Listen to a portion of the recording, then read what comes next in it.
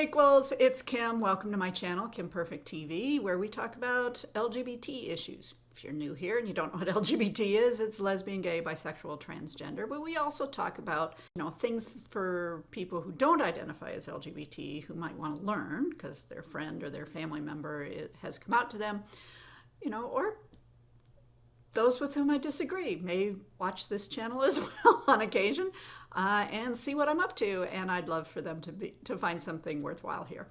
So anyway, last week we started a series on the 4 agreements, and I'm only doing 4, so I'm going to talk about each of the 4 agreements themselves. There are other chapters in here, not just the 4 chapters, so I highly recommend reading it. I recommend reading it over and over again, periodically, picking it up a couple times a year. I read a chapter a day. It's just, you see something new every time. Not that you see different words here, but they hit your brain differently, depending on what day it is. Last week, we talked about the first agreement, which is to be impeccable with your word. And impeccable happens to mean without sin. And since we're talking about LGBT issues, and LGBT people are often assumed to be sinners, when this author, Don Miguel Ruiz, talks about being impeccable with your word, so he means without sin with your word. And that's the word that comes out of your mouth, the word that comes out of other people's mouths, as well as what's going on in your head. Because have you ever had that the voices in your head where they're arguing, they're saying different things? The key thing here is you get to pick which one of them you believe. They used to have in the shows, they had the angel on one shoulder and the devil on another shoulder, and that was the kind of the visual of this argument that sometimes goes on in our heads. And we get to pick which voice we want to agree with. Anyway, to be impeccable with your word means to be without sin in your word, which means to say things that are in keeping with yourself, that aren't against yourself. All right. So the second agreement is don't take anything personally. Man, is this one hard to do. And I read this, every time I read it, I see something new, and then I go through my day and, I'll start to think, why did that person say that? That hurt. And I'm like, don't take it personally. It's nothing personal. Basically, the idea is that when somebody says something to us that is hurtful, or that tends to make our lives worse that day, to not take that personally. Because you get to choose what you believe. And when somebody says something nasty, you're stupid, okay? For those of you in my LGBT audience, substitute any derogatory term you want, but we'll go with this for right now. So if they say, you're stupid, first off, that has nothing to do with you. It has to do with them. They're lashing out. For some reason, they need to push out their verbal poison about stupidity onto you. And if you accept it, if you believe them, oh, I really am stupid, well, now you've taken their emotional poison that they were trying to feed to you. If you don't, we've heard this before, it bounces back on them, right? Okay, and it becomes worse for them. And then they have to deal with that. So if you're a person who puts out emotional poison, you might want to think about this as well. So you don't have to take anything that anybody says personally.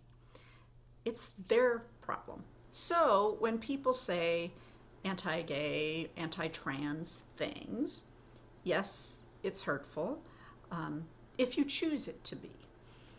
They mean it to be hurtful, and they want you to accept that emotional poison. The thing is you have the choice to do that or not. And if you choose to accept it, if you stay in that kind of like childlike state, whereas children, people told us stuff and we believed it because that was part of our learning and our growing up, and we didn't know better that we could choose to believe or not. Well, you get to be an adult, and what we need to learn is that we can choose what we want to believe or not. It is amazingly freeing if you can actually do it.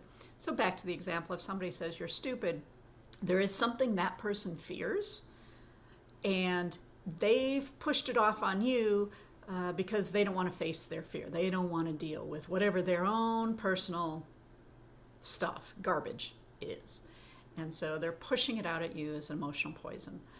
So LGBT folks, I know it's hard, and it's can be a constant struggle depending on what kind of environment you're in. But when your family members, when your so-called friends say really nasty things about you, you have the choice to believe them or not. And I recommend you don't. You need to be impeccable with your word. You know who you are. Be true to yourself. You know who you are. They don't. They're just coming from their own stuff that they can't deal with, so they're trying to push it at you. I think we make this mistake, LGBT people do. When somebody says something, and I want to read this quote from the book, when you take things personally, then you feel offended, and your reaction is to defend your beliefs and create conflicts. You make something big out of something so little because you have the need to be right and make everybody else wrong. And we go on a whole thing about making people right, or needing to be right and making people wrong. That is my biggest hang up, besides taking things personally. So when you take things personally, one, it makes drama in your life that you don't need that drama. Why bother? You then feel you have to defend yourself. You don't. It's all their stuff. I know it's hard. Try it sometime. Try it on something easy, maybe to start with. But when you take something personally, you make yourself personally important. And it's this idea that everything is about me, me, me, me, when it's not. It's about them. Whatever they are saying is about them. And I know we want people to like us, and we want people to approve of us, and we want people to affirm us. And the thing is that there are people out there who will do that. It just may not be the person that you currently want to do that. And yeah, it's a struggle. But for today, folks, let's try. Don't take it personally, especially if you tend to hang out on social media.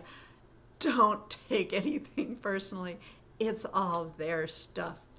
Be true to yourself, who you are, what your nature is, without committing a crime.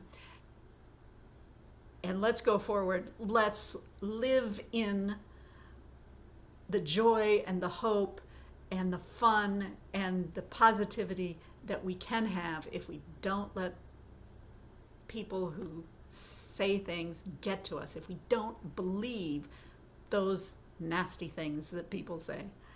All right, everybody, this is it for today. Next week, we will talk about not making assumptions. Oh my goodness. All right, everybody, if you like this video, give me a thumbs up. Hit the little red subscribe button, and if you turn the bell red, it will notify you every time I put up a new video. Have a great week, equals.